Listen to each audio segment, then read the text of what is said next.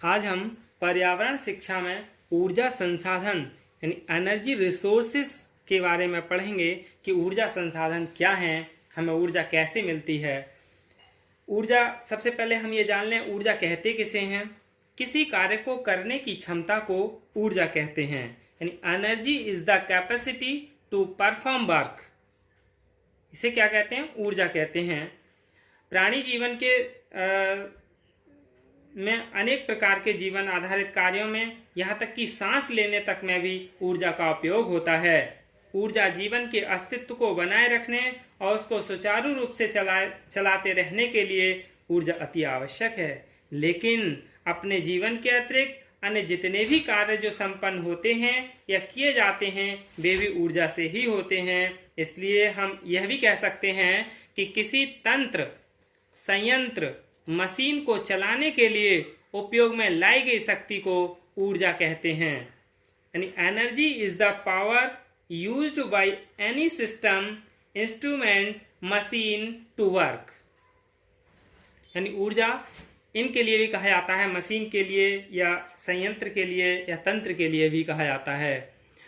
ऊर्जा यानी जब भी कोई कार्य संपन्न होता है या किया जाता है तो उसमें जिस शक्ति का उपयोग होता है उसे ही एनर्जी या ऊर्जा कहते हैं। ऊर्जा पृथ्वी पर सभी प्राणियों के लिए जरूरी है, लेकिन ऊर्जा का दो प्रकार से उपयोग होता है। To meet your basic needs and to live one's own life. यानी अपनी मूलभूत आवश्यकताओं की पूर्ति के लिए तथा अपना स्वयं का जीवन जीने के लिए ऊर्जा की आवश्यकता होती है। दूसरा, किस तरह से उपयोग किया जाता है? For his and other countings development plans. यानी अपने व अन्य देश की विकास की योजनाओं के लिए भी इसका उपयोग किया जाता है। अब ऊर्जा केवल आवश्यकता के लिए नहीं बल्कि आज वह देश की समृद्धि नापने का मापदंड भी बन गया है। यानी किस देश के पास कितनी ऊर्जा है इससे भी उसकी शक्ति का मापन किया जाता है।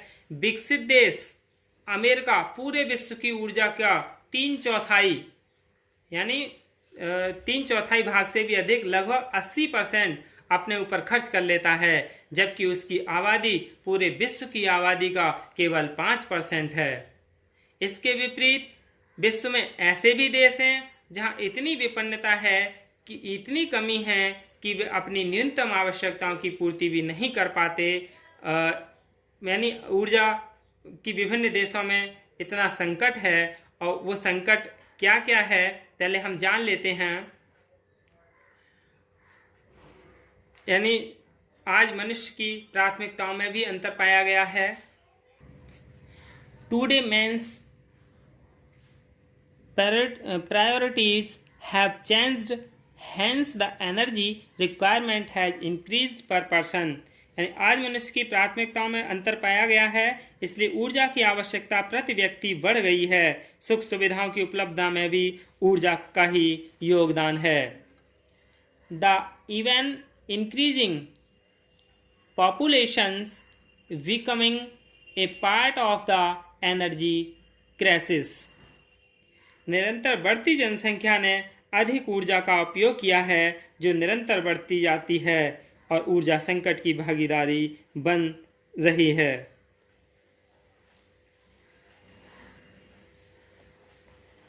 यानी ऊर्जा का उपयोग भी बहुत अधिक उचित नहीं है।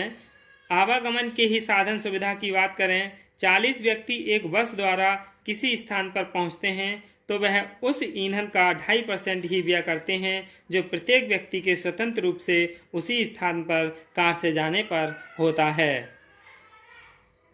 यानी जितनी एक व्यक्ति के द्वारा कार द्वारा जाने पर होता है उतना ही ऊर्जा का व्यय बस में जाने पर होता है। यानी we also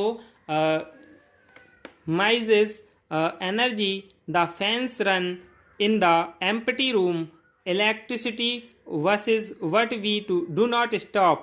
We also have laziness and don't care what this habit affects our energy expenditure. यानी हम ऊर्जा का दुरुपयोग भी करते हैं, खाली कमरों में पंखे चलते हैं, बिजली जलती है पर हम बंद नहीं करते, हमें आलस्य भी है और परवाह भी नहीं है, लेकिन हमारी इस आदत का प्रभाव ऊर्जा व्यय पर पड़ता है। यानी ऊर्जा जो खर्च होती है उस पर आदत का असर पड़ता है। और भी कई कारण हो सकते हैं जिनसे चाहूँ और ऊर्जा संकट की समस्या मुंह फैलाए खड़ी दिखती है। विश्व प्रगति रुकने लगी है और अनेक छोटे देशों का अस्तित्व भी खतरे में पड़ गया है। इस संकट से उबरने के लिए, यानी इस संकट से, ऊर्जा संकट से बचने के कुछ समाधान हैं, यानी solutions to avoid energy crisis. इनके समाधान क्या हैं? यानी हम ऊर्जा का दुरुपयोग रोकें, किसी भी स्तर पर उसे नष्ट ना होने दें। सबसे पहला तो यही समाधान है। यानी फालतू में पंखे चल रहे हैं, रूम पर या कमरे में कोई है नहीं फिर भी लाइट और पंखे चल रहे हैं, यानी उसका दुरुपयोग ना किया जाए। हम ऊर्जा का उपयोग कम या सीमित कर दें या उतनी ही करें जितनी ऊर्जा हमें उपलब्ध हो सकती है, जितनी हमें ज़रूरत है। वह अपने देश की आवश्यकता अनुसार योजना तैयार करें और उतनी ऊर्जा की आवश्यक रूप से व्यवस्था करें जितनी अपेक्षित हो। परंपरागत तरीकों से ऊर्जा उपलब्धि यदि संभव न हो तो गैर परंपरागत तरीके के वैकल्पिक ऊर्जा के स्रोत खोजें और उनका उपयोग करें। यानी वैकल्पिक ऊर्जा के स्रोतों को भी खोजें यदि परंपरागत ऊर्जा नहीं मिल पा रही है तो। इन तीन समाधानों में पहला और तीसरा तो स्वीकार किया जा सकता है, लेकिन दूसरा जो है यानी उपयोग कम करें और उतनी सीमित करें जितनी ज़रूरत हो, यह तो हम कर ही सकते हैं। इसके अलावा भारत देश जैसे के लिए एक समाधान और बहुत व्यवहारिक है और वह ग्रामीण ऊर्जा में ऊर्जा का अधिकतम भाग खाना पकाने में आता है। यानी पशु के जो अपशिष्ट गोबर हैं उनसे उपलों के द्वारा खाना बनाते हैं, उसमें ऊर्जा सबसे ज़्यादा व्यय होती है। अब हम घरेलू ऊर्जा के व्यय में बचत करने के कुछ सुझाव जान लेते हैं। Tips to save one household energy explain outer क्या है? सबसे पहले तो हमें खाना बनाने में प्रेशर कुकर का प्रयोग करें। कम समय में कम ऊर्जा व्यय पर शीघ्र खाना बनता है। एक साथ ही पूरे परिवार का खाना बनाएं, एक साथ खाने की आदत डालें, इससे बार बार खाना गर्म करने से छुटकारा मिल जाता है और ऊर्जा की बचत भी निश्चित होती है। जो वस्तुएं जैसे दाल चावल अधिक देर से गलते हों उन्हें कुछ समय पूर्व ही पानी में भिगो दें, वे जल्दी पकेंगे और ऊर्जा की भी बचत होगी। सामूहिक चूल्हे यानी तंदूर का रिवाज भी ईंधन बचत में सहायक है। ये सभी जितनी भी बातें हैं उनका विशेष प्रयोजन यही है कि ऊर्जा की आवश्यकता को अधिक प्रयोजन में कैसे बनाया जा सके, यानी जिससे देश की गति में व्यवधान भी ना हो और वहाँ के निवासी एक अच्छा सुख में शांतिपूर्ण जीवन भी जी सकें। यही क्या है ऊर्जा का महत्व और उसकी आवश्यकताएं हैं। धन्यवाद।